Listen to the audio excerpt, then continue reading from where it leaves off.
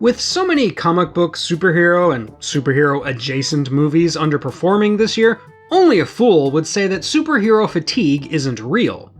In my opinion though, it's been overhyped as a way to excuse the mistakes of certain studios when it comes to their over-budget paint-by-numbers formula that isn't raking in the cash that it used to.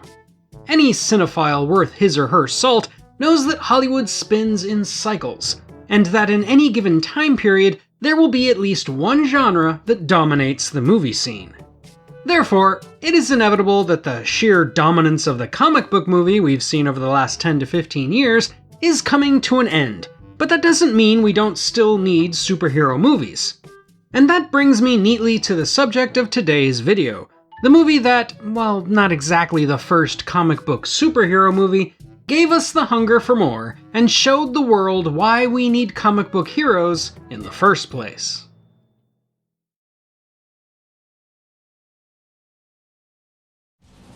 They would flip you murder.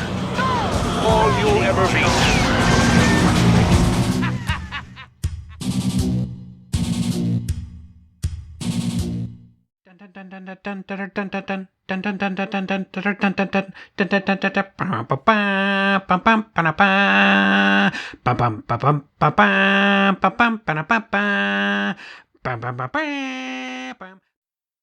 So I'm gonna skip the synopsis today, because you know this story.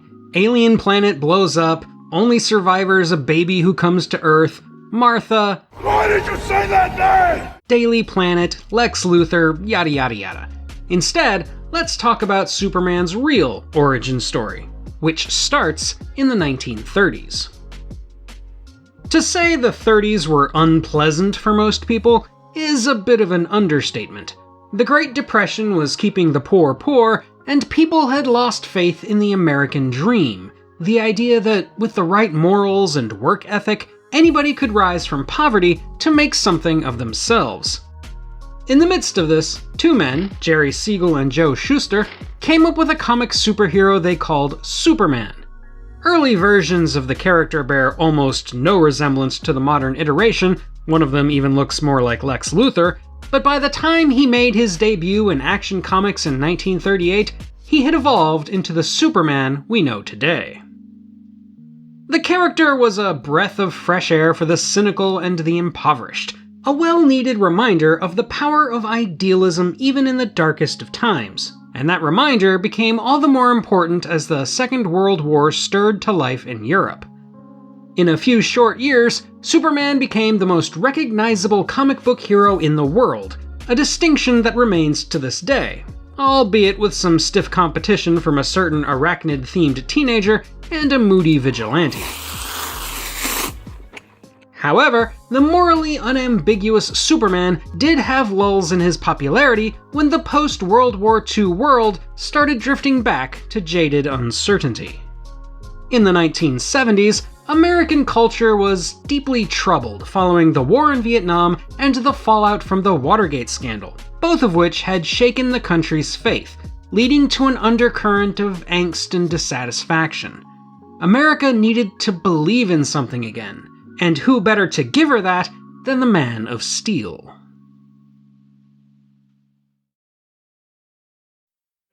Before I get into the production of this movie, I want to disclaim that there is a lot of conflicting information and rumor-mongering out there, much more so than in most of the movies I've covered. A lot of it has to do with a long-standing beef between director Richard Donner and producer Pierre Spangler, neither of which is what you would call a reliable narrator. And if you want the spilled tea on that subject, you'll just have to wait until I inevitably cover Superman 2. Therefore, when it comes to this video, I'm going to go ahead and cite a few of my primary sources, which include the audio commentary by Ilya Salkind, multiple Warner Brothers making-of documentaries, a Richard Donner interview published in The Hollywood Reporter, the AFI production notes, and yes, maybe a handful of source links from Wikipedia.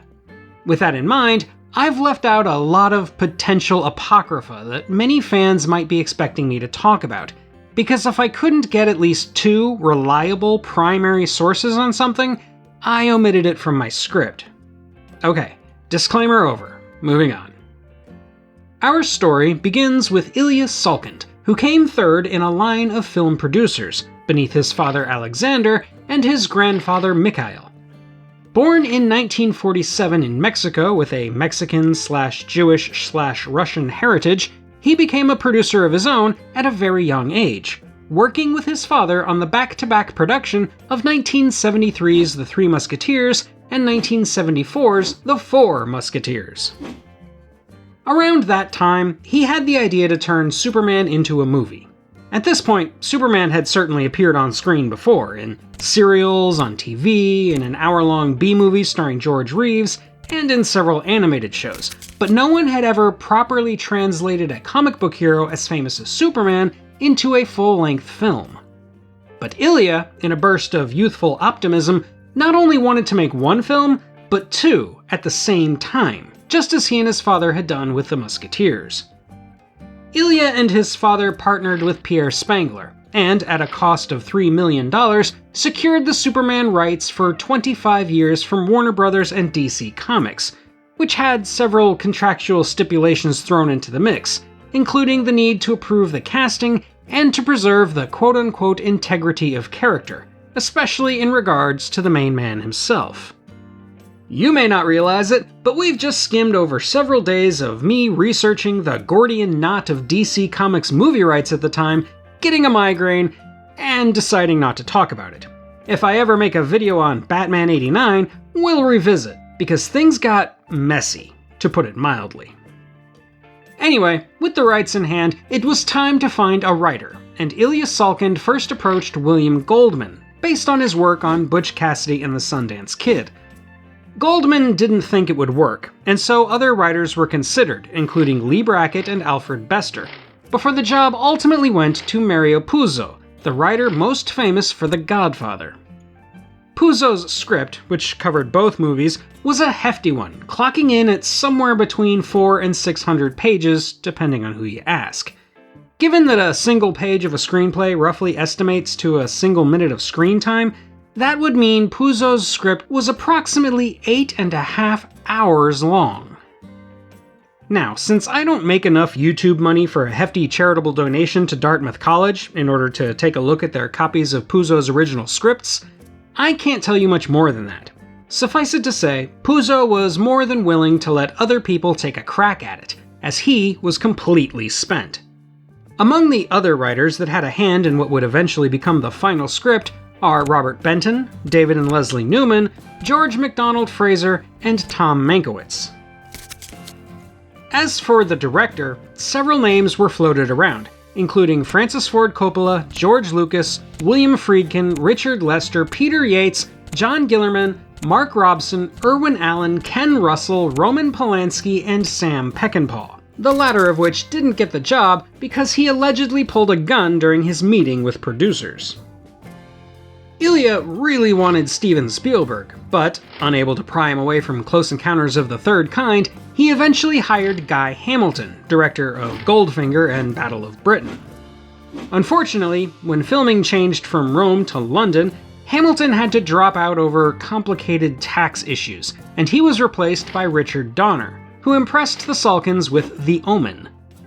Donner was getting lots of phone calls in the wake of that film, but Ilya was offering a cool $1 million, which was impossible to resist. The topic of today's video was voted on by my patrons, so I want to go ahead and thank my $8 patrons, Batty Bat Firebrand, Chuck Poor, John Burrell, Mike O'Connor, Numinous 2019, Robert McGill, Scott Johnner, Sean Vale, Spoats, and Warren Davis. I also want to go ahead and thank my other patrons, as well as my new channel members, which, if you didn't know, I now offer memberships on my channel. Memberships? Memberships. Anyway, thank you guys for your support. It really means a lot to me. It's really hard to make money on YouTube with the constant threats of demonetization and age restrictions and copyright bots and all that stuff. So you guys give me at least a more predictable income stream, and I do appreciate that. So anyway, now that I'm done with that, let's go ahead and get back to the video. According to producer Ilya Salkind, he pushed from the very start to put an unknown in the title role. However, he was outvoted by his fellow producers as well as the executives at Warner, who all wanted a big name. Alternatively, according to director Richard Donner, he was the only one pushing for an unknown. Either way, though, lists of box office stars were assembled by all involved. Among the actors considered, approved by DC, interviewed, and/or tested are, in alphabetical order, Warren Beatty, James Brolin, Charles Bronson, James Caan, Neil Diamond, Bruce Jenner, Chris Christopherson, Paul Newman, Nick Nolte, Robert Redford, Burt Reynolds, Arnold Schwarzenegger, Sylvester Stallone, Jon Voight, and Christopher Walken. Christopher Reeve, who wasn't exactly an unknown at the time but was a pretty obscure actor outside of theater circles, was considered fairly early on, but nearly rejected for being too thin and young-looking. However, he was able to bulk up relatively quickly and secure the role after multiple impressive screen tests as both Clark Kent and Superman. Long before Reeve was cast, though, even before Donner was brought in, they managed to secure Marlon Brando, one of the biggest actors of the time, to play Jor-El. Ilya Salkind reports that when Brando was first suggested to him, he laughed it off as a lark, but was convinced by his father to reach out anyway, just in case. For a hefty salary of $3.7 million and nearly 12% of the profits, Brando agreed, though he had to be convinced to do it in person, as he had proposed just doing it in voiceover, as a Kryptonian could easily look like, in his own words, a green suitcase or a bagel. Brando was only contracted for 12 days of work, and he refused to memorize his lines, preferring to read them from cue cards hanging in various places off-screen. While it's easy to see this as mere diva behavior, and make no mistakes, Brando was a diva, he claims his performance was more authentic when he didn't have to focus on recalling lines from memory, an argument that many actors continue to make. Given Brando's megastar status, no one was gonna argue with him about it anyway. Ilya wanted Dustin Hoffman to play the primary villain, Lex Luthor, but Hoffman wasn't interested. Once Brando signed on, Gene Hackman, who was eager to work with the screen legend, agreed to do the part after only a couple of days of negotiation. In addition to their scenes for Superman, both Brando and Hackman also filmed their scenes for the sequel, which was still planned to be filmed at the same time. Brando's footage wasn't used in the theatrical release of Superman 2, though, and I'll explain why when I cover that movie. For the female lead of Lois Lane, Ann Archer, Leslie Ann Warren, and Stockard Channing were tested, but the role instead went to Margot Kidder, known at the time for Sisters, Black Christmas, and The Great Waldo Pepper. Donner insisted that she be forbidden from wearing her contact lenses during the shoot because he felt her performance was more authentic when she was bumping into furniture and looking confused. Make of that what you will. Other actors worth noting are Jackie Cooper as Perry White, Ned Beatty as Otis, Glenn Ford as Pa Kent, Trevor Howard as this Kryptonian, Valerie Perrine as Miss Tessmacher, and Terrence Stamp as General Zod, setting up his more prominent role in the sequel. There are also a few cameos from Rex Reed and Larry Hagman, along with early performances from John Ratzenberger and Richard Donner's staple Steve Kahan. A couple of cameramen and other crew show up in a few shots as well, but I don't think that was intentional, while the OG Superman and Lois, Kirk Alyn and Noel Neill, show up in a deleted scene. Filming began in late March of 1977 at Pinewood Studios in London. Location shooting took place in New York, Alberta, and New Mexico, with multiple crews working simultaneously in 3 different countries. When things went over budget and over schedule, plans to shoot both films simultaneously were dropped. The ending of the sequel was switched to the ending of the first movie, which was originally supposed to end in a cliffhanger, and tensions between the director and the producers reached such a boiling point that director Richard Lester, who was actually suing the Salkinds at the time, was brought in to mediate between them.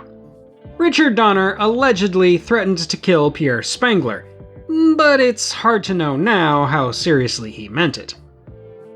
One of the biggest sticking points was the effects, especially the all-important effect of Superman flying. The Salkins wanted to keep the budget down, but Donner was able to convince them to spend more money on more sophisticated techniques, including the use of a brand new, lighter front projection rig, the development of which had to be funded by Warner Brothers rather than the Salkins. Multiple different methods were used to achieve the flying sequences, from that new and more versatile front projection technique to simple crane and wire rigs and blue screen compositing, the latter of which caused multiple headaches given the color of Superman's costume. There are also a ton of miniatures, and the glowing Kryptonian suits actually came about as a result of an accidental discovery during front projection tests, where reflective 3M material seemed to shine in the light of a projector pointing into a mirror. After Jerry Goldsmith dropped out due to scheduling conflicts, the music was composed by the legendary John Williams, who crafted one of the greatest superhero themes of all time. Debate me all you want, but no other Superman or Avengers theme even comes close. I'll consider the animated X-Men theme or Danny Elfman's Batman theme, but those are the only real contenders. Superman, alternatively called Superman the Movie, released in December of 1978, missing the 40th anniversary of Superman's Action Comics debut by roughly 6 months. With one of the more well-known taglines in Hollywood history, "You'll believe a man can fly," Warner Brothers ran a marketing campaign that was more extensive and expensive than the norm at the time, though it would probably be considered incredibly light by today's standards. Critics lauded it, and it would earn a worldwide gross of just over $300 million, making it the 6th highest grossing movie up to that point, and still cracking the list of top 100 highest grossing films of all time, adjusted for inflation. Knowing exactly how profitable it was is a little bit trickier, because budget estimates vary wildly, with the most cited number being $55 million, itself the record for most expensive production up to that point. Other estimates confidently put the number north of $100 million. Even at the high end, though, the movie was clearly successful enough to continue work on Superman 2, which according to Richard Donner, was already 75% complete by the time Superman the Movie hit theaters. As for its legacy, Superman is arguably responsible for the entire genre of the big-budget comic book movie, though it would take some time for any other comic book film to achieve anything like its success. 3 sequels and 1 spin-off came out in the years that followed, 4 sequels if you include Superman Returns, and you have to remember that numbered sequels were actually pretty rare in 1978. The Salkins thought Superman could be fully serialized, like James Bond, with new movies coming out every couple of years. And though their initial franchise didn't last as long as they'd hoped, Superman movies are still around. James Gunn, who is now the public-facing head of film production for DC, is busy right now producing his own reboot of the property in Superman Legacy, scheduled to drop in the summer of 2025. As much as I trust James Gunn's track record, though, I'm gonna say something that might be a little controversial. I think, generally speaking, non-Americans understand Superman better than native-born Americans, and I recognize the irony of me, an American, saying that. You see, Superman is an American ideal, a stand-in for the old-fashioned aw-shucks morality of a place where anybody can have the freedom to improve themselves and build a better legacy for their children. He is the ultimate immigrant success story, a shining beacon of hope in a foggy murk of oppression and cynicism. That's why I think the original Superman and its first sequel are the 2 best film versions of the character, in large part because of the artistic vision of a foreigner, Elias Salkind, and why the more recent offerings by Bryan Singer and Zack Snyder fail to cut through the bitter self-recriminations of American psychology. Snyder's Superman is morally conflicted and melancholic, while Singer's Superman is too ashamed to even let the American way be uttered on screen. Does he still stand for truth, justice, all that stuff? While I do think the story is pretty corny, and the whole turning the world the other way thing is about the stupidest plot device I've ever seen, what makes Superman the movie work is its earnestness.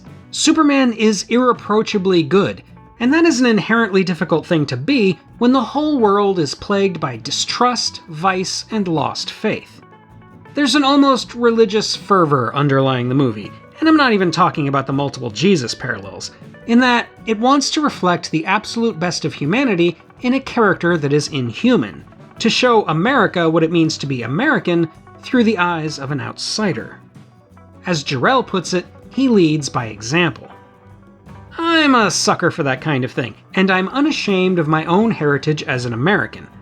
I do think being unafraid to be critical of ourselves and our history is a key aspect to what makes this country work, but at the same time, I think it is even more essential that the whole world be reminded of what we have been trying to build ever since we declared that all men are created equal.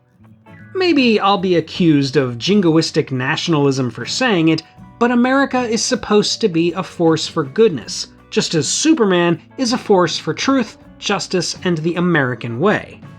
Like in the 30s and 70s, we could really use such a reminder in the 2020s. So I'm holding out hope that James Gunn can prove me wrong about what happens when an American is put in charge of the Man of Steel.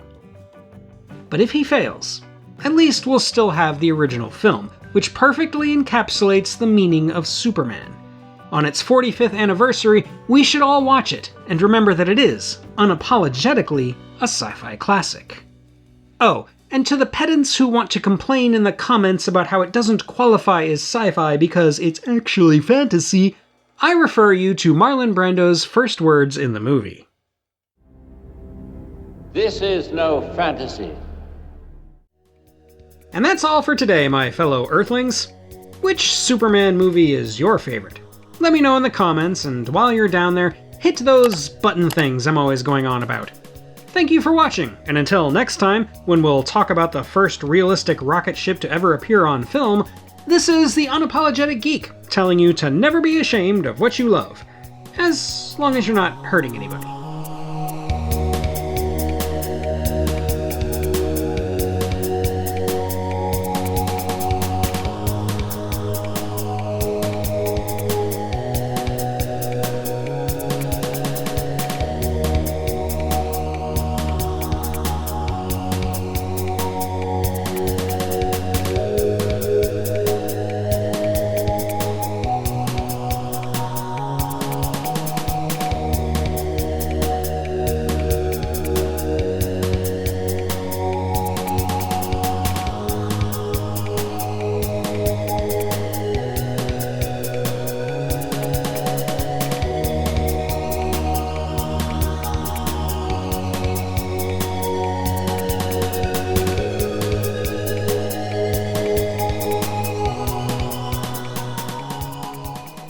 What the hell's going on out there?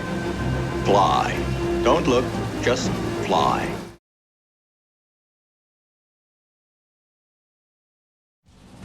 They would flip you murder.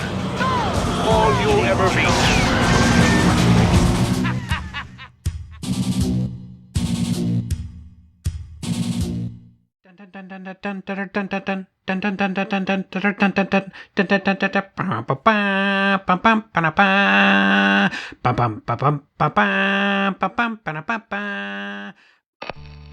The world has gotten used to being protected by that benevolent alien Superman, but what if he decided to quit?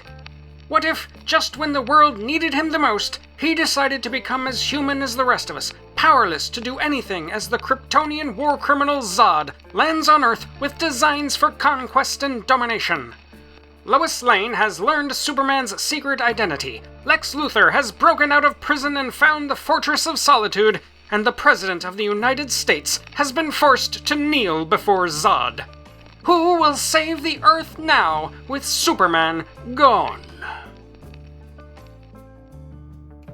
Before I get to the production history of Superman 2, Let me disclaim, like I did in my Superman 1 review, that there is a lot of conflicting information about the behind-the-scenes drama surrounding the making of the first two Superman movies. I'll let it be known what my personal bias tells me near the end of this video, but for now, I'm going to attempt to remain neutral and just stick to the verifiable facts of the case. As before, I'll try to keep this relatively uncomplicated, but know that I'm glossing over a lot of details and movie business shenanigans, because I don't want to be here all day. In 1979, given the remarkable financial success of Superman the movie, and the fact that, according to Richard Donner, the sequel was already 75% in the can, you'd be forgiven for believing that the making of Superman 2 would be a cakewalk. However, the problems had begun while the first film was still in production. The budget had ballooned to upwards of $100 million for both films, the planned ending of the sequel had been repurposed as the ending of the first movie, the father-son production duo of Alexander and Ilya Salkind were forced to make a dubious deal with Warner Brothers that led to the studio earning the majority of the film's profits, and tensions between Richard Donner and producer Pierre Spengler came to a head, to the point that, when discussing the sequel with the press, Donner famously said, "If he's on it, I'm not." Immediately after the first film's release, it only got worse. Instead of basking in the glow of their success, the Salkinds were facing litigation against them by none other than Marlon Brando, whose contract stipulated a percentage of the film's profits that the Salkinds refused to pay. As a result of this, Brando's scenes in the sequel, which had already been filmed, were completely cut, his credit was erased, and he made no money from the sequel.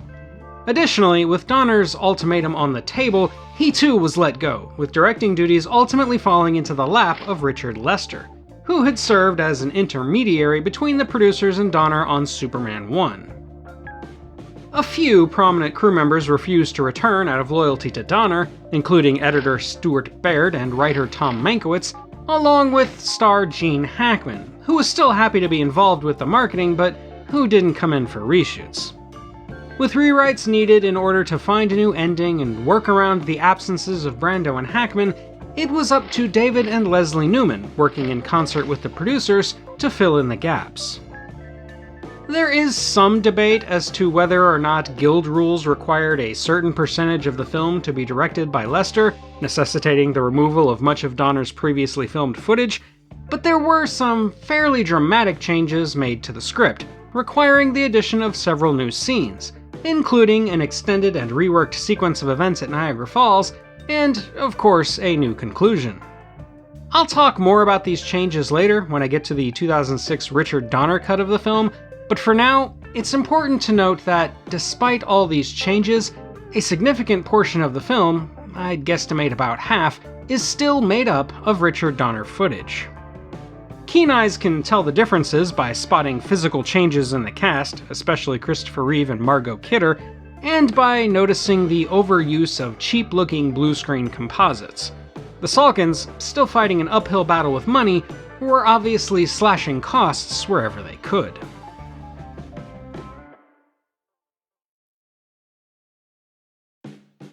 This episode is made possible in part by the contributions of viewers like you. If you'd like to support what I do with more than just a like or subscribe, you can check out my Patreon to get early access to videos, vote on future topics like this one, and more. I'd like to offer a special thanks to my $8 patrons: Batty Bat Firebrand, Chuck Poor, Diane McGill Davis, Giffen Chumley, John Burrell, Mike O'Connor, Numinous 2019, Robert McGill, Scott Johnner, Sean Vale, Spoats, TB Schromick, and Warren Davis, and shout out my other patrons and channel members as well. I sincerely couldn't do this without you. Now then, let's get back to the subject at hand. While the production was on hold to deal with all of these behind-the-scenes challenges, Christopher Reeve's contract lapsed, and he went to work on Somewhere in Time, which is another movie I've already covered. I didn't pronounce Mackinac Island properly in that video, and the comment section will never let me forget it, so feel free to go over to that video once you finish this one, and give me more grief. Anyway, as a result of Reeve not being available, the Salkinds attempted to sue him for breach of contract, which ultimately failed because Reeve was not, in fact, in breach of his contract. Therefore, he was able to renegotiate a new contract for his return as Superman. He was skeptical of the new script, nervous about the firing of Richard Donner, and concerned that the sequel would be, quote, a rip-off movie held together with chewing gum, unquote. The exact nature of his new contract is a subject of speculation, but according to Reeve, he was less concerned about holding out for more money than he was in holding out for a measure of creative control. The rest of the cast came aboard with little issue, not counting Brando and Hackman, of course. Margot Kidder, Jackie Cooper, and Mark McClure are back as Lois Lane, Perry White, and Jimmy Olsen, respectively, and Susanna York reprises her role as Superman's mother, Lara, in order to take the place in the plot that was previously held by Brando's Jor-El. Terrence Stamp returns as the villainous Zod, whose appearance in the first film was little more than a cameo, setting up his larger role here, along with his Kryptonian companions Ursa and Non, as played by Sarah Douglas and Jack O'Halloran. As for Lex Luthor and his compatriots, played by Gene Hackman, Valerie Perrine, and Ned Beatty, their scenes were already completed, and for scenes with Luthor that had to be reworked, a less than convincing double was brought in to face away from the camera.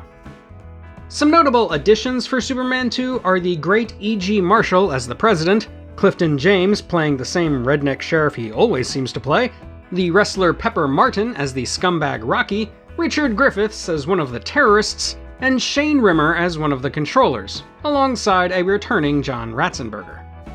There are also more cameos, including one from Jean-Pierre Cassel as this French general, and another one from ousted director Richard Donner. Filming for all the new sequences under the direction of Richard Lester began in August or September of 1979 at Pinewood Studios in London, where the entire Fortress of Solitude set had to be rebuilt. Despite the purse tightening of the Salkins, there was still a lot of location shooting of dubious necessity, such as a very brief shot of Superman going to a tropical island that was filmed in St. Lucia in the Caribbean. A new opening was filmed centering around the Eiffel Tower, which was done through a combination of location shooting, model work, and studio shots.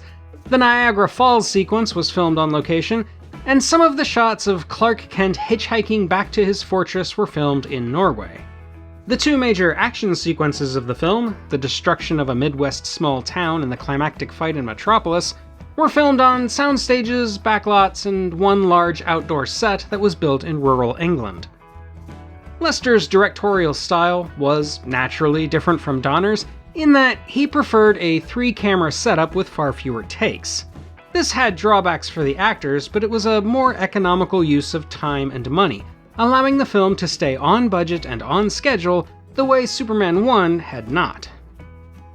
After the film's release, critics would credit Lester, a more comedic director, for a perceived lighter tone with more jokes, but while Lester certainly didn't adhere to Donner's more epic and serious vision of the film, most of the cute gags are still found in Donner's footage.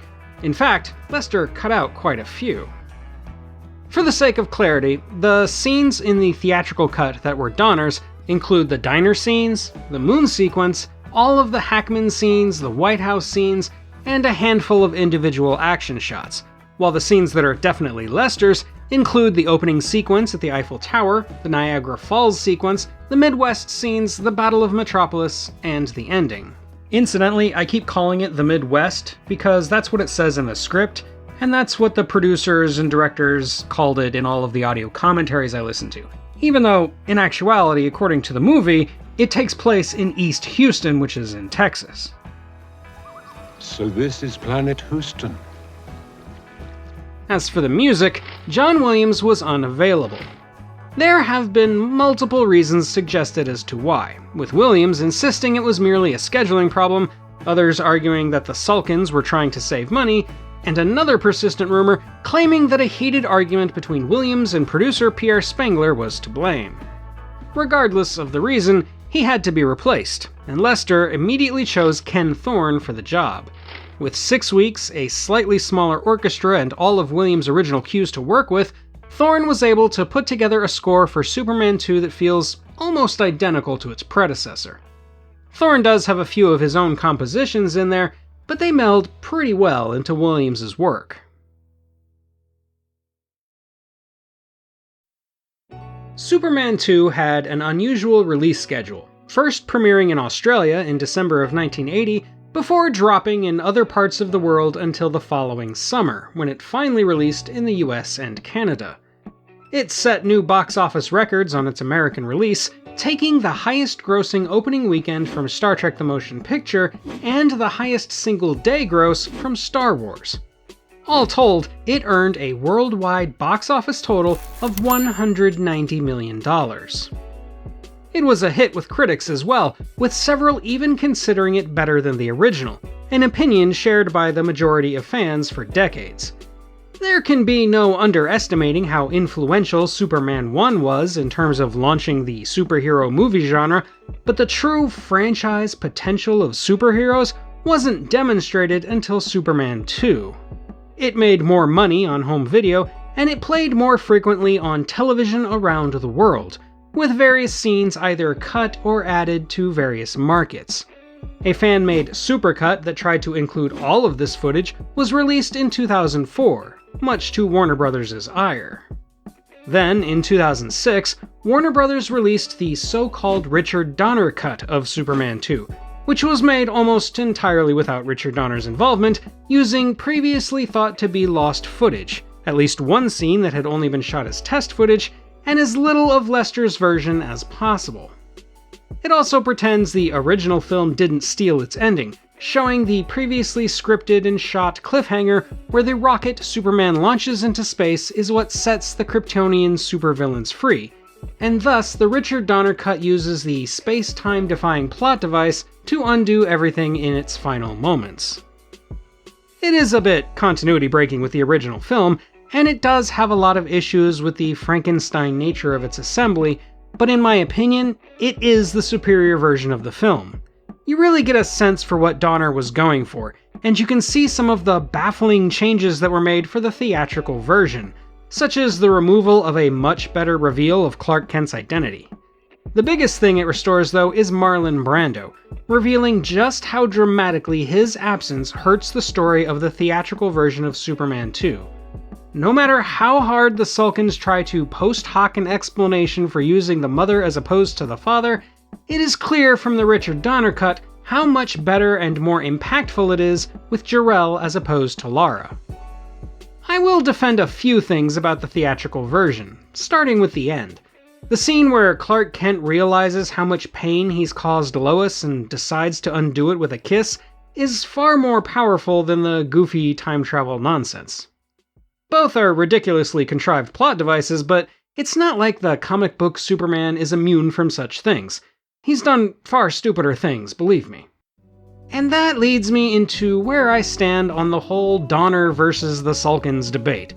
While I find it easy to believe that Donner let his ego get in the way, or that his less economical style of filming wasn't going to work for the financially strapped Salkins, I think I'm more on Donner's side here, and it's not just because I think the Richard Donner cut is superior to the original cut. I find it very hard to be charitable to the Salkins in my interpretation of events when I consider how many stupid lawsuits they found themselves in. Even Richard Lester was, at one point, wrapped up in litigation, and with their attempt to sue their new star, Christopher Reeve, and their blatant abuse of Marlon Brando, the benefit of the doubt kinda goes out the window. This is entirely speculation on my part, but I believe the financial situation with the Salkins was far worse than has been reported. It is obvious in hindsight that they cut massive corners in Superman 2, and their firing of Richard Donner seems a little petty and unprofessional, even if they can argue that Donner set the stage for it with his ultimatum about Pierre Spangler. While I still give Ilya Salkind most of the credit for the success of Superman the movie, I do believe that the Salkins and Pierre Spangler were a net detriment to Superman 2, as evidenced by how badly they would go on to fumble Superman 3, which I'm sure I'll talk about in a future video. All that said, I still love Superman 2, even the theatrical version. It's not as thematically dense as its predecessor, to be sure, but it does have the benefit of having the superhero origin story out of the way. As such, it is more action-packed and has more time to let the characters breathe. It shows Superman's vulnerability, with love being his real kryptonite, and it gives Lois Lane a strong arc where she finally notices the glaringly obvious similarities between Clark Kent and Superman that have become kind of a joke of his character. Granted, I'm not a fan of erasing all that development in the end, be it through a magical kiss or turning back time, but comic book movies wouldn't embrace universe-changing events like that until Marvel came around a few decades later. So is the sequel better than the original? Maybe you'll say it's a cop-out, but I think it depends on what you're asking for. I think the original Superman is probably the better film in terms of artistry and writing, but I think Superman 2 is more entertaining. If I could watch only one, therefore, I'd probably watch the sequel, because at the end of the day, it is the exciting epitome of a sci-fi classic. And that's all for today, my fellow Earthlings. What sequels do you enjoy more than their predecessors? Let me know in the comments, and while you're there, don't forget to hit those like and subscribe buttons. Thank you for watching, and until next time, when we'll discuss one of the possible alternatives to global climate change, this is the Unapologetic Geek, telling you to never be ashamed of what you love, as long as you're not hurting anybody.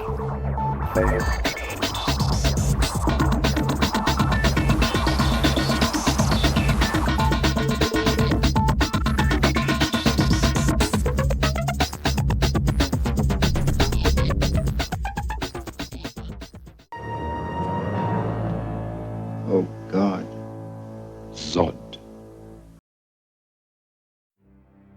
It happens all the time in the biz. A popular film puts out a popular sequel, and then, when it comes time to release another entry in what is now a full-blown franchise, the third film craps the bed. A lot of theories abound to explain the cursed thirds, such as heightened expectations, studios getting more involved, and overall creative burnout. And even franchises that survive to make a fourth film often resort to dramatic changes in tone or style to make it through their number threes.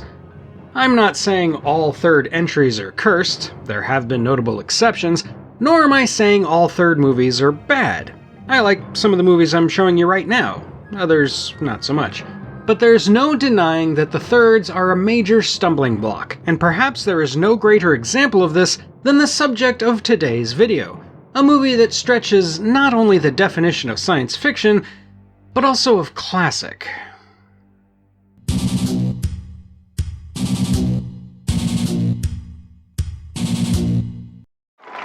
all I can say is, thank the Lord for Superman.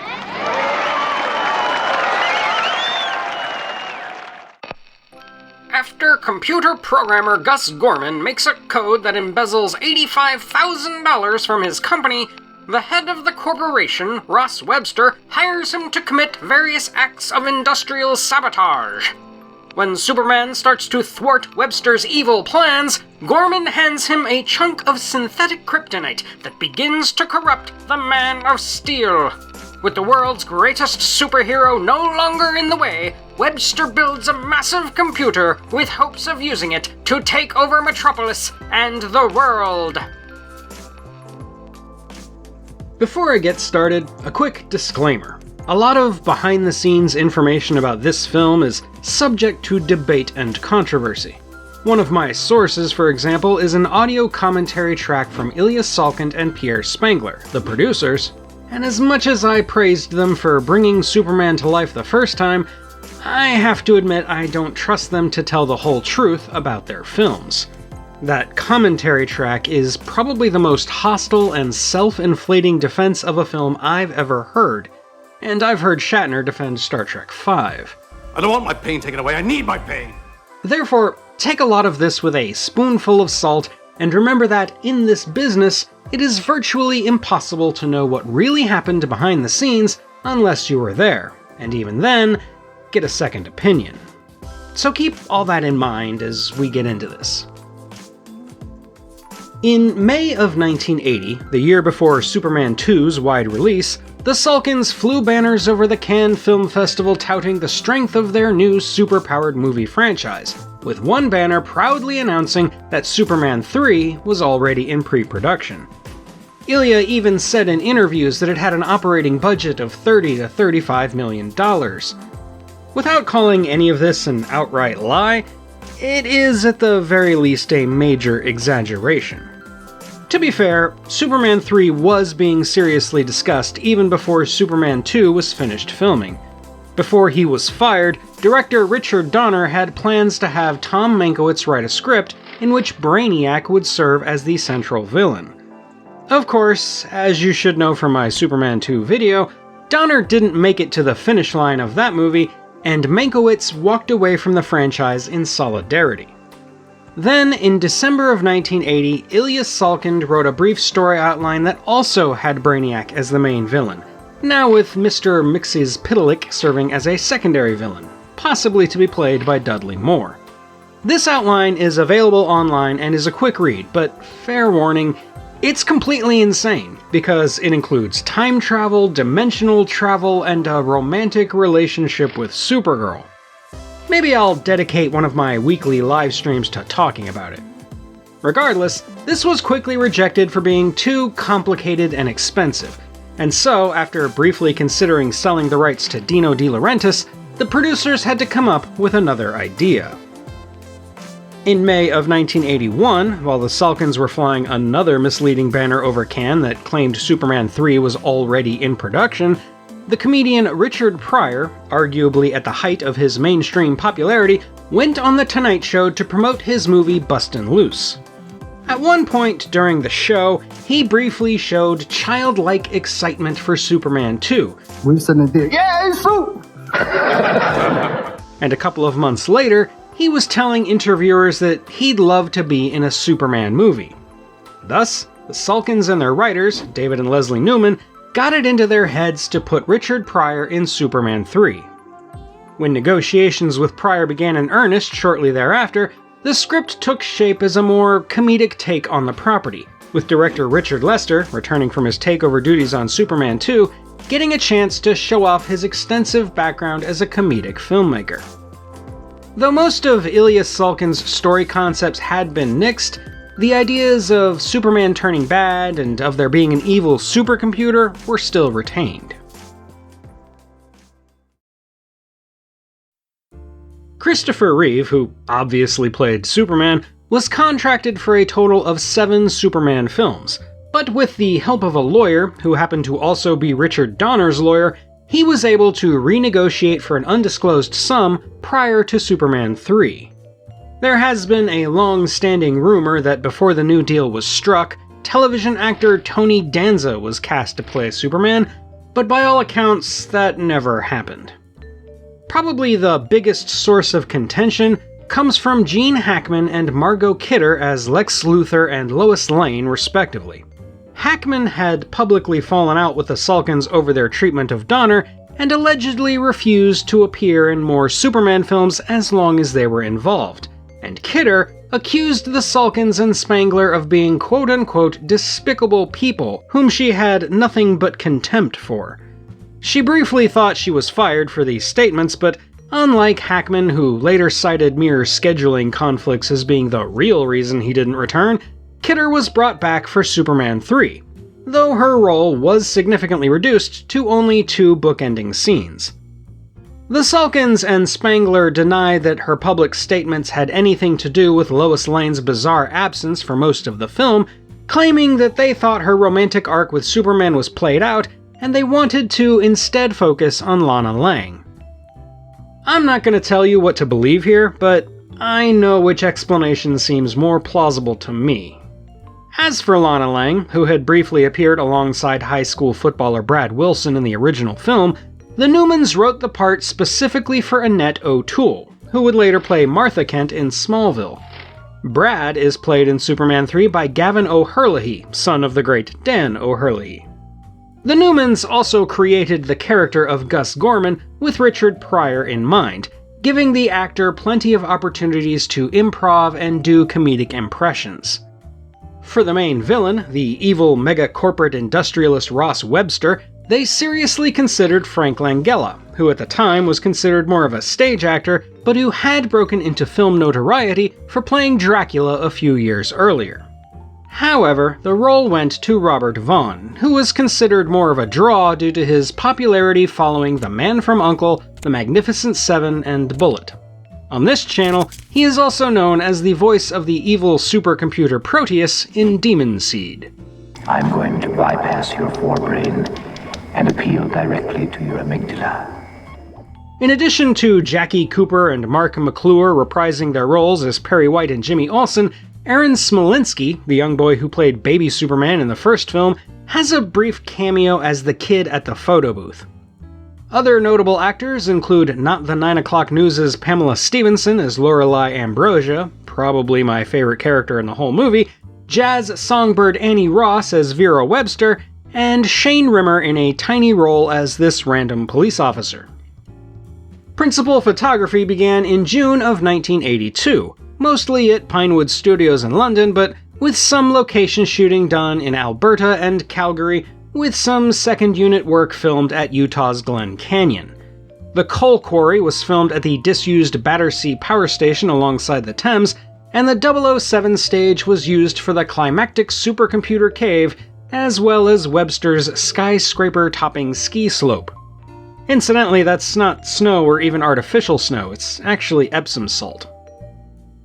The effects teams were largely the same from the previous films, with Roy Field doing the optical visual effects, Colin Childers doing the physical special effects, and Derek Meddings building the miniatures. They also continued refining the front projected Zoptic process for the flying sequences, along with better wire work and some truly impressive stunt work. I feel the need to give particular kudos to Christopher Reeve's stunt double, Vic Armstrong, who had a lot to do during the Superman vs. Clark Kent battle, which most people agree is the best part of the whole film.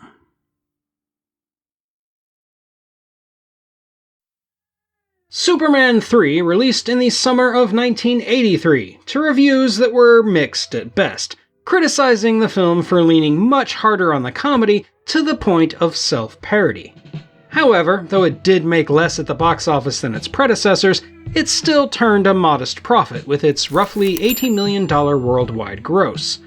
In the years since its release, general opinion has sided mostly with the critics, and Superman 3 is considered the point at which the Christopher Reeve-led franchise ran into a brick wall. There was another film released in its wake, 2 if you count Supergirl, but that was more of a final nail than anything else. So here's the point where I try to defend Superman 3. I grew up with this movie, and yes, the Vera assimilation scene did traumatize me along with the rest of my generation, and I will say that, as a kid, I really liked it. I even liked it more than I did the first two, mostly because as a kid I thought the first one was boring and the second one was too dark. Physically dark, I mean, not thematically. My VHS copy of Superman 2 must have been a bad transfer or something. I've also always been a fan of Richard Pryor, going back to well before I fully understood much of what he said in his comedy routines. I used to watch Superman 3 as a double feature with The Toy, another favorite of mine. Stop the Wonder Wheel! Help! And I think that's the thing. As a kid, I thought of this more as a Richard Pryor movie than as a Superman movie. It's an easier movie to appreciate from that perspective because, say what you will about the movie, but Pryor is having a blast doing what he does best. But I get it. Of course I do. As a Superman movie, I can't deny this was a cursed third that killed the movie franchise. It is a comedy above all else, to the detriment of its more serious potential themes or entertaining action sequences. From the very start, with the slapstick Rube Goldberg chaos of the Metropolis streets, to the end, with the Daily Planet crew watching a lottery machine explode in Perry White's office, it refuses to take anything seriously or reflect on how the characters have developed over the course of the last two movies. In effect, it's worse than a filler episode. As the critics said, it feels like it's making fun of the franchise, not moving it in a better direction. From a narrative perspective, it's also a terrible mess. Setting aside Lois Lane's painful absence and the fact that Robert Vaughn is just playing a more generic version of Gene Hackman's Lex Luthor, the actual mechanics of the story aren't cohesive and rely on a lot of absurd coincidences. Consider the fact that at the end of the movie, nobody seems to know why Superman turned evil for a few days, and nobody has connected the Colombian weather events, the oil conspiracy, or anything else to Webster or Gus. This isn't an original thought of mine, but this is where Lois would have been narratively useful, because she could be putting the pieces together the whole time. Instead, the movie only has Superman going to the final fight because the villains stupidly tell him where to go, not because he's actually figured anything out. And as awesome as the junkyard fight is, and it is awesome, can we all admit that it doesn't really make much sense? It's frustrating because the core idea of early 80s computer paranoia could definitely work, and Superman turning evil is a much more interesting plot development than having him chained down by kryptonite again. Honestly, and without giving Ilya Salkind too much credit, they should have kept Brainiac as the villain, and they should have had him use the supercomputer to turn Superman evil rather than using synthetic kryptonite. They could have even kept Richard Pryor and had him be funny, albeit maybe they should have given him less screen time, and they didn't need to include all the random craziness of Salkind's original outline.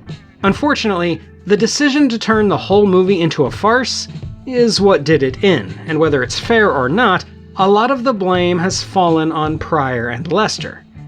I'd rather blame the Newmans and the Salkinds, but that's beside the point. Outside of how it inspired the cinematic masterpiece that is Office Space... This sounds familiar. Yeah, they did in Superman 3. Right. The only other positive thing I want to say about Superman 3 is I actually like the inclusion of Lana Lang, and I think Annette O'Toole is absolutely adorable. It would have been better if there were actual tension with Lois Lane, but I like that Lana is more in love with Clark Kent, while Lois is more in love with Superman. That's an interesting dynamic that could have been explored a lot more. Anyway, I've gone on long enough. Suffice it to say, I still like Superman 3, warts and all, and when I inevitably get around to covering Superman 4, we can all appreciate how much more of a sci-fi classic the third movie is, as opposed to the fourth. And that's all for today, my fellow Earthlings. Are you able to appreciate Superman 3? Let me know in the comments, and while you're there, don't forget to smash those like and subscribe buttons. Thank you for watching, and until next time when we'll explore dystopian skin art, this is the Unapologetic Geek telling you to never be ashamed of what you love, as long as you're not hurting anybody.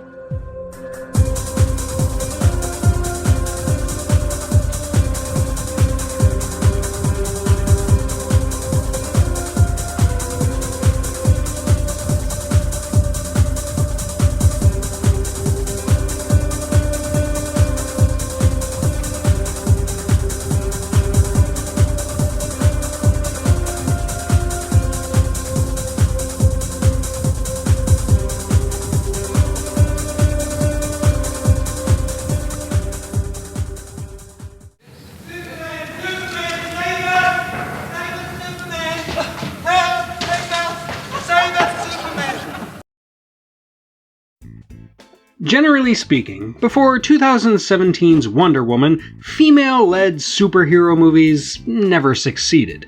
It would be tempting to blame the culture for this, but no one can deny that the examples we have, like Catwoman and Elektra, are objectively terrible movies. However, in the early days of the big-budget comic book movie, when the first two Superman movies were still fresh in the zeitgeist, and with the Wonder Woman television series remaining enormously popular in syndication, it seemed inevitable that we would get a female superhero movie that could succeed. That's why, when it went into production, expectations were high for the big screen debut of Supergirl.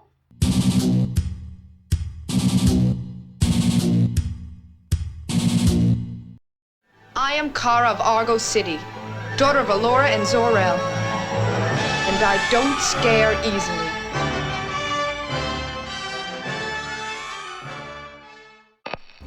The Kryptonian refugee colony of Argo City is in crisis. One of its primary power sources, the Omega Hedron, has been lost, and one of Argo City's children, Kara-El, cousin to Superman, has gone to Earth in search of it. There, she takes the identity of Supergirl and her alter ego Linda Lee, while the budding sorceress Selina uses the Omegahedron for her own evil purposes. With Superman gone, can Supergirl save the world from Selina's malevolent designs? Or will Selina use the Omegahedron to dominate the human race? If you watched my livestream where I broke down the original plot for Superman 3 as envisioned by producer Ilya Salkind, you'll know that Supergirl was already on his mind. And if you haven't watched that livestream, well, you should, because it's the funniest one I've ever done. And then Superman becomes violent and starts to destroy everything, and Supergirl panics with disbelief, tries everything to play along with Superman's totally unpredictable moments, so she's like a battered wife at this point. Superman changes out his cape and leotard for a white beater. I'm sorry, I'll make you a super sandwich. Get me in the kitchen and bake me a pie. Anyway, after the character was removed from Superman 3 at the behest of Warner Brothers, plans were drawn up for a full-blown spin-off featuring the Girl of Steel. This movie was then announced by the Salkinds in April of 1982, over a year before Superman 3's release date. They tried to get Richard Lester to come back to direct Supergirl, but he turned them down, as did Robert Wise. Instead, they hired Jenno Schwark on the recommendation of Christopher Reeve, who had previously worked with him on Somewhere in Time. Schwark reportedly got along well with the Salkinds, but he wasn't sure he was the right man for the job and sought out the advice of Richard Donner about the production. As for the script, which underwent multiple revisions all the way up to and well into production, Ilya hired the screenwriter David Odell, due in large part to his handling of The Dark Crystal, because Supergirl was planned from the start to lean much more in the fantasy direction. To play the lead role of Kara/Linda/Supergirl, there was an open casting call that included hundreds of young actresses. Demi Moore and Brooke Shields were both leading contenders, but Schwark turned them down because he wanted an unknown. Thus, it went to a 19-year-old Helen Slater, fresh out of high school and without any major credits to her name. Slater, who, contrary to popular belief, is not related to Christian Slater, underwent extensive physical training and did the vast majority of her own stunts. Schwark wanted her to have the strength of Superman, but he also wanted her to have more graceful, fluid, and feminine movement, so that when she would fly, it would be quote-unquote aerial ballet. Helen Slater was given $75,000 for the part. To appear alongside her, Christopher Reeve initially agreed to reprise his role as Superman. In the original script, Superman greets his cousin upon her arrival and shows her the ropes, so to speak, before enrolling her at Midvale School, which is exactly what happens in Supergirl's comic book origin story. Superman was then supposed to fall under the villain's magic spell, and the movie would be Supergirl's quest to save him. However, a few months before principal photography began, Reeve bowed out. Whether he was tired of playing Superman, he didn't want to be typecast, he was fed up with the Salkinds, he was disappointed in how Superman 3 turned out, he wasn't offered enough money, or, as he put it, he just didn't feel right about it, he took advantage of the fact that he hadn't signed any contracts and was thus free to walk away. Rather than recast the role, something the Salkinds had threatened to do several times, they altered the script, threw in a line of incidental dialogue to explain that Superman was off on an adventure in another galaxy. Superman has indeed embarked on a special peace-seeking mission to a galaxy scientists estimate may be several hundred trillion light years from our own. And didn't bother to explain the narrative holes the changes made. I'm not here to Monday morning quarterback a difficult production decision, but in my opinion, the lack of Superman is probably the film's fatal flaw, but I'll talk more about that later. As for the primary villain, Selina, the role was initially offered to Dolly Parton, who turned it down, but was then filled by Faye Dunaway, who whose career was still suffering the Hollywood backlash from Mommy Dearest.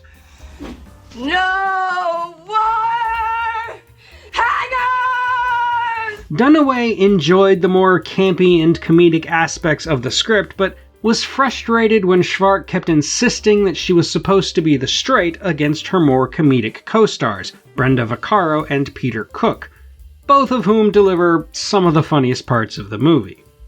Oh! Thanks. Hey, no sweat. What happened? Oh, nothing much. Other high-profile actors include Peter O'Toole as Zoltar, Mia Farrow as Allura, and Simon Ward as Zor-El, while Mark McClure returns as Jimmy Olsen. That's Clark Kent's cousin? Fame's Maureen Teefy plays Lucy Lane, and a then-unknown Matt Frewer plays one of the stereotypical slimeballs that happened to be Supergirl's first human encounter. The primary love interest, Ethan, meanwhile, is played by Hart Bochner, half a decade before he'd become the coked-up Ellis in Die Hard. Hans, Bobby, I'm your white knight. I must have missed 60 minutes. What are you saying? Filming took place over 4 months in the summer of 1983, primarily in England, utilizing Pinewood Studios and the famous 007 set, along with a few outdoor locations around Scotland. The town of Midvale was entirely constructed on a 10-acre pinewood backlot in order to have more control over this complicated action sequence, and the visual effects work was overseen once again by Derek Meddings and Roy Field. The music was composed by Jerry Goldsmith, who had been Donner's first choice for the original Superman. Goldsmith's score is great, melding the more heroic style of John Williams' Superman score with the fantasy Supergirl called for, but in my humble opinion, it isn't quite as good as Williams' work. Supergirl released in the UK in July of 1984, but the Salkinds wanted to hold it longer so as to not compete with the Olympics. As a result, Warner allowed them to pass the American distribution over to TriStar, but TriStar insisted that nearly 20 minutes be trimmed, even though what was released in the UK, now known as the international version, had already cut out 14 minutes from the original edit. While nowhere near as egregious as the cuts made to Superman 4 a few years later, the end result in the American release loses critical character scenes and exposition. After having watched all 3 versions, I can confidently say that the 139-minute director's cut is by far the best version. Unfortunately, on its initial release, Supergirl only made $14.3 million domestically, on a budget of anywhere between $35 and $60 million. Critics were lukewarm on it, not as critical as they had been for Superman 3, but still hardly enthusiastic, complaining about the slipshod plot, hammy acting, and lack of character development. Despite this, the Salkinds started early development of a Supergirl sequel and were so impressed by Zeno Schwartz that they gave him their next project, Santa Claus the Movie, which also bombed. Facing financial ruin, the Salkinds then sold the rights to Superman and his extended family of characters. Helen Slater, though, had a decent career in the 80s, starring in movies like Ruthless People, The Secret of My Success, and City Slickers, and she would later play Superman's birth mother, Lara L., in Smallville, and Supergirl's adoptive mother, Eliza Danvers, in the recent Supergirl TV series. As for my opinion of 1984's Supergirl, let me start by saying that, despite how much the filmmakers try to insist it was made for all audiences, I don't really consider myself a middle-aged man, part of the target demographic. This is a movie designed to appeal more towards teenage girls, which is appropriate, and from that perspective, it's more successful than its reputation suggests. I am glad I reviewed Superman 4 just prior to this because, compared to that train wreck, Supergirl is pretty great. In fact, as a comic book adaptation, I think it's even better than Superman 3. That said, it has a lot of flaws, most of which start at the script stage. There are far too many absurd plot conveniences like Supergirl just happening to be made roommates with Lucy Lane, or that their math teacher just happens to be one of the villains, and there are also too many plot holes, like how Supergirl knows about Clark Kent or how Selina knows about the Phantom Zone. Additionally, the character motivations are underdeveloped, because it's never made clear why Supergirl decides to become a schoolgirl, and it stretches believability that Selina, who watches Linda Lee transform into Supergirl and vice versa, takes so long to realize that the two characters are one and the same, assuming she ever does. And whenever she shows up, that girl that flies, that Supergirl, isn't far behind. Maybe they're best friends. It's also unsatisfying that the primary antagonist spends so much time sitting at her bizarre amusement park home watching events through her magic mirror instead of being an active participant in the action. And she doesn't become a believable threat until the climax, when her motivation drastically changes from just wanting a boy toy to suddenly wanting to turn the town into some kind of police state. However, the filmmaking is still pretty good, even if the plot is a mess. The special effects are good, the set design is immaculate, the music is memorable, and most of the acting is excellent, especially from Helen Slater and Faye Dunaway. I'm a big fan of any scene involving the trio of witches, as those three actors play well off each other and would, in some alternate universe, make a great DC version of an Agatha All Along style series. However, while we're on the subject of the acting, I do have to point out a few bad apples from the opening scene in Argo City. Peter O'Toole, Mia Farrow, and Simon Ward, good though the actors may otherwise be, are just awful in Supergirl. Without it, this city can't survive more than a few days. Our lights will grow dim and the very air we breathe so thin. I know! But don't get me wrong, I do like this movie quite a bit, more so now that I've seen the director's cut. It's a shame the movie failed to find its audience in theaters, and maybe the lack of Christopher Reeve's Superman was a big part of that failure. If he'd agreed to be in it, at least to pass the torch, and if the script had been more cleaned up, maybe it could have continued the series on Helen Slater's capable shoulders. Then again, if there's anything I've learned covering these Superman films, it's that the what-ifs are almost too painful to contemplate. What we are left with instead are fun, entertaining movies that don't deserve to be held down by unrequited fanboy dreams. And though I wouldn't call Supergirl a masterpiece of cinema or anything like that, I'm happy to consider it a sci-fi/fantasy classic. And that's all for today, my fellow Earthlings. Do you think Christopher Reeve was right to walk away from Supergirl? Let me know in the comments, and while you're there, don't forget to slap those like and subscribe buttons. Thank you for watching, and until next time, when we'll get in our Sunday best for some nachos, this is the Unapologetic Geek, telling you to never be ashamed of what you love. As long as you're not hurting anybody.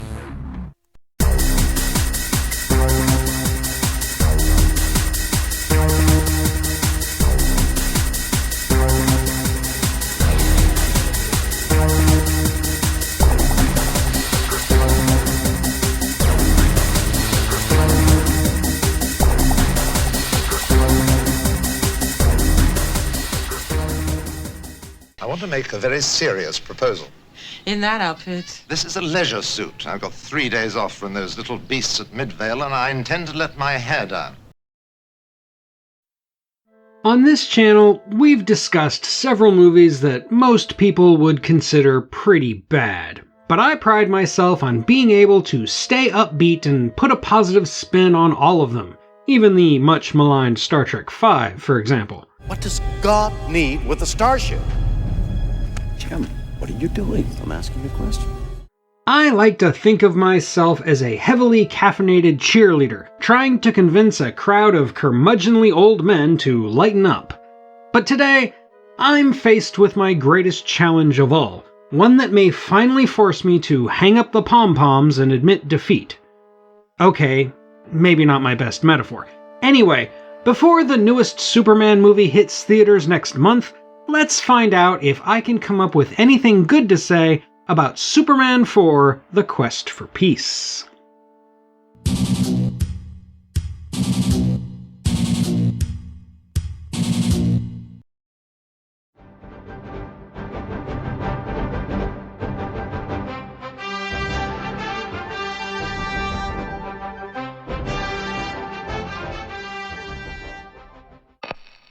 It is the height of the Cold War, and an international crisis has driven the superpowers of the world to ramp up production of nuclear weapons, all while sensationalist media tycoons try to silence calm and reasoned journalism like the Daily Planet.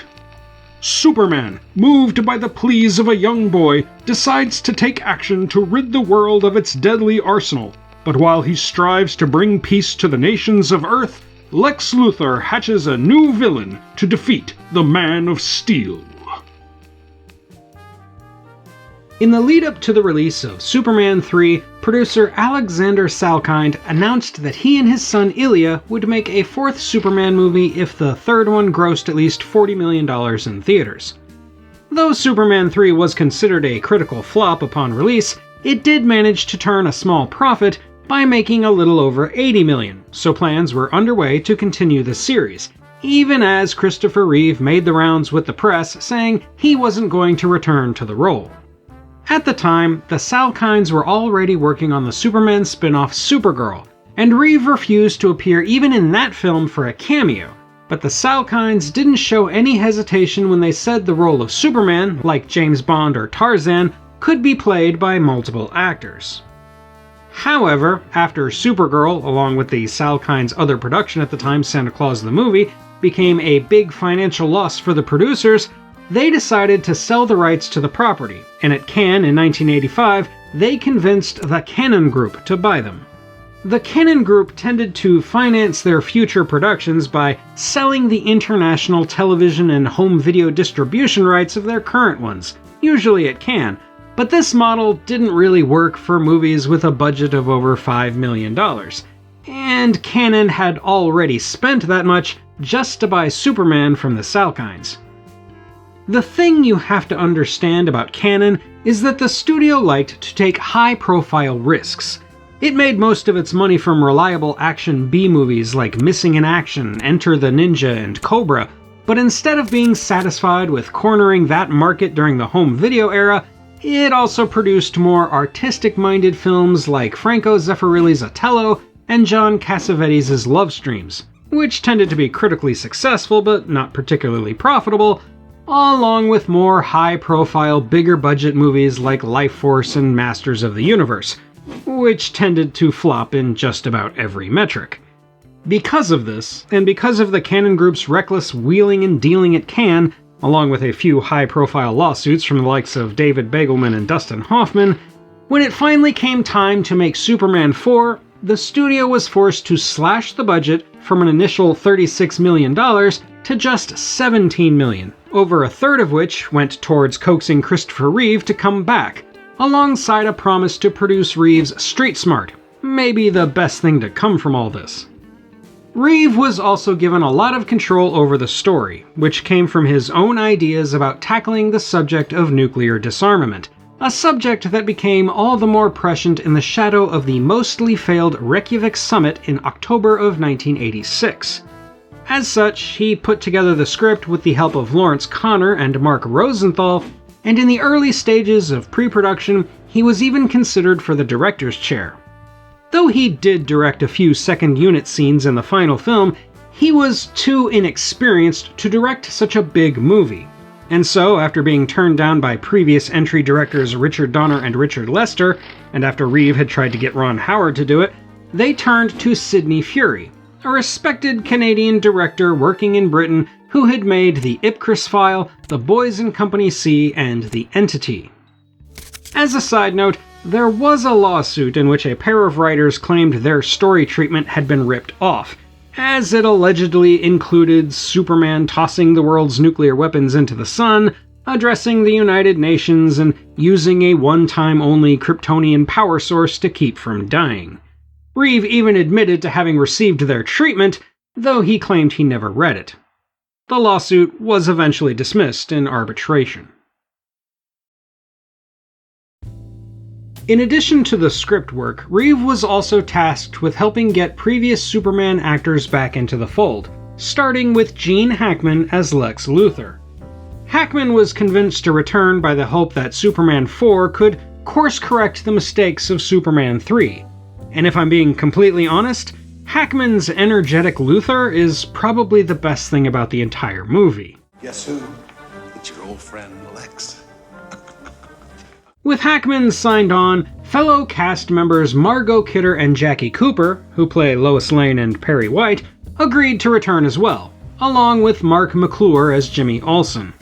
As he was the only main actor to return for Supergirl, Mark McClure is the only one to appear in all 5 of the original Superman films. Susanna York also returned to voice Lara, Superman's mother, after Marlon Brando predictably refused. For Lex Luthor's nephew, Lenny, they cast John Cryer, fresh off his breakout performance in Pretty in Pink, and the new love interest, Lacey Warfield, is played by Mariel Hemingway, who had been nominated for an Academy Award a few years earlier for Woody Allen's Manhattan. Her character's father is played by Sam Wanamaker, and a relatively unknown at the time James Broadbent has a small role as this arms dealer, Jean-Pierre Dubois. As for the primary heavy, Nuclear Man, he is portrayed by Mark Pillow, an unknown who would go on to have a few minor roles but who is now a fine wine representative that occasionally pops up on the convention circuit. In the early stages of development, Nuclear Man was going to be played by Christopher Reeve, echoing the best sequence in the previous movie, but the idea was nixed in favor of what we got, a blonde muscle man with the voice of Gene Hackman. You have my voice. No, you have my voice. There was a subplot involving a goofy, failed Superman clone that was ultimately cut out of the final film, a Bizarro-style enemy that doesn't fare particularly well and was played by Clive Mantle. Filming took place in late September of 1986, entirely in England, because there was no budget to film elsewhere. The studio work was done at Elstree Studios, while multiple locations in England stood in for Metropolis.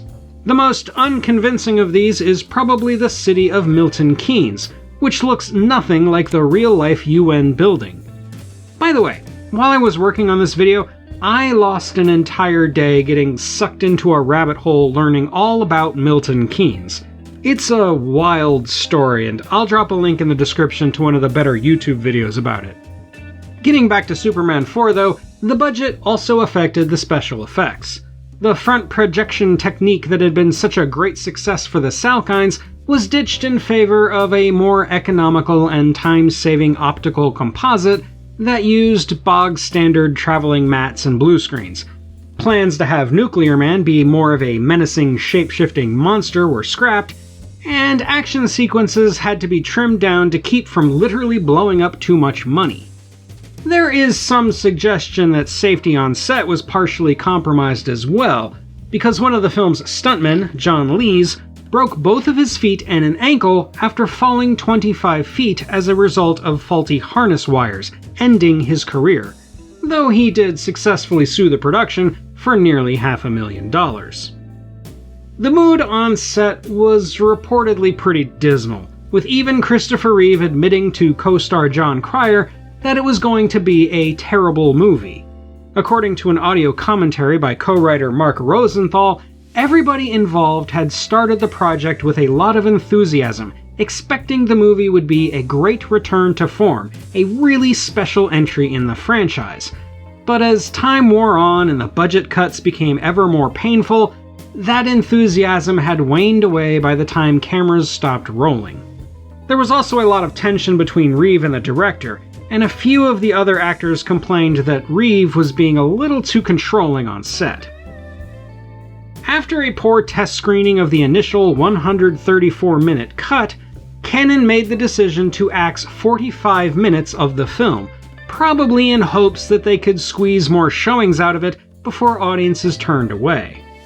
Cut scenes include the aforementioned subplot involving a Nuclear Man prototype, more scenes of young Jeremy and Superman, a few more scenes of Lacey and Clark on quote-unquote dates to report on Metropolis nightlife, Nuclear Man making a Wizard of Oz-style tornado in Smallville, a bunch of stuff involving Lex Luthor as an arms dealer, showing how nuclear disarmament paradoxically causes the nuclear arms race to accelerate, and scenes that would have explained why Nuclear Man suddenly falls in love with Lacey, and why Superman gets deathly ill after suffering a scratch to his neck. To be fair, the cutscenes are still made on the same low budget as the final film, so they're not great, but their absence goes a long way towards plugging the film's gaping plot holes and confusing narrative logic. The music was put together by Alexander Courage, who did his best to riff off of John Williams' iconic themes. For my money, I think he tries too hard, as the music goes ridiculously over the top at odd points in the movie. But I will admit the score is still one of the film's highlights. Superman 4: The Quest for Peace hit theaters on July 24th, 1987, to mostly scathing reviews from critics and general ambivalence from audiences. It only managed to rack up $15.6 million domestically, certifying it as a flop, and the international box office didn't help, only pulling in $14.6 million additional dollars, not enough for Cannon to recover financially. The company faced more lawsuits, an SEC investigation, and was eventually taken over by the French film company Pathé, all of which I might explain in more detail if I ever get around to covering Cyborg, but that one's pretty far down on my list, to be honest. All told then, Superman 4 was considered a massive failure, and if it weren't for Tim Burton's Batman a couple of years later, the comic book movie genre may have died with it. Subsequent attempts to make another Superman movie could make up an entire video of their own, but it never happened until 2006's Superman Returns, a flawed but admirable attempt to recapture the magic of the first two movies by ignoring the second two. And there's no sugarcoating it, Superman 4 is a bad movie. The special effects are awful, the writing is weak, the directing is painfully workhorse, most of the actors look like they know they're in a bad movie and aren't enjoying it, the editing is choppy, the vocal dubbing is distracting, especially with Nuclear Man and Jeremy. I tell you who I'd write a letter to that would do some good. Who, Santa Claus? No, Superman. And the action scenes are both brief and uninspired. In the interests of charity, though, I can point to a few scenes that are pretty good, such as this one, in which Lois tearfully tells Clark that she loves Superman and might know they are the same person, or this one, where Clark Kent is distressing over the loss of rural Americana.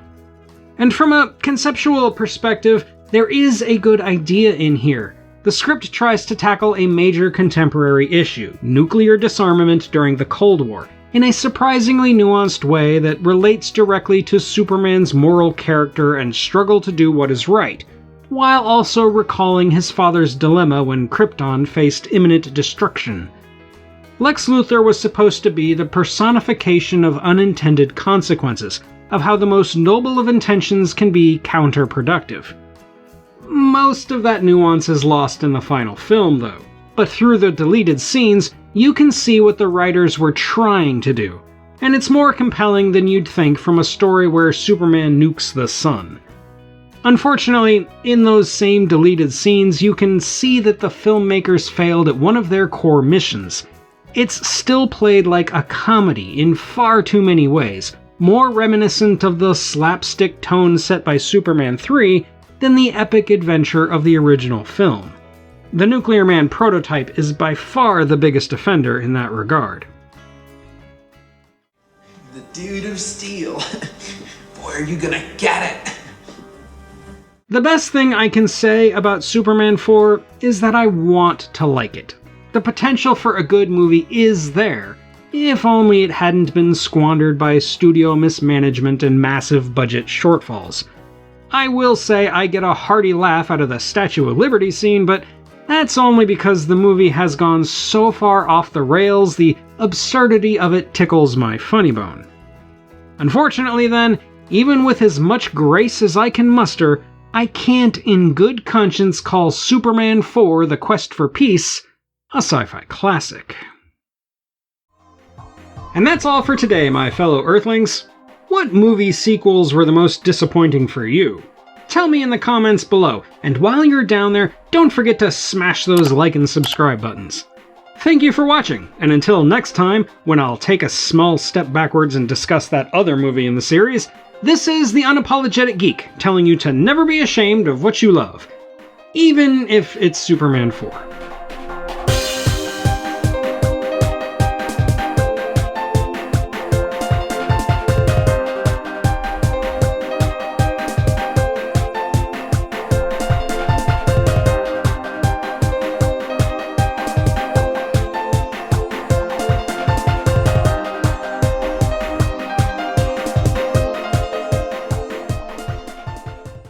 I'd like all the people back there to know that our subway system is still the safest and most reliable means of public transportation.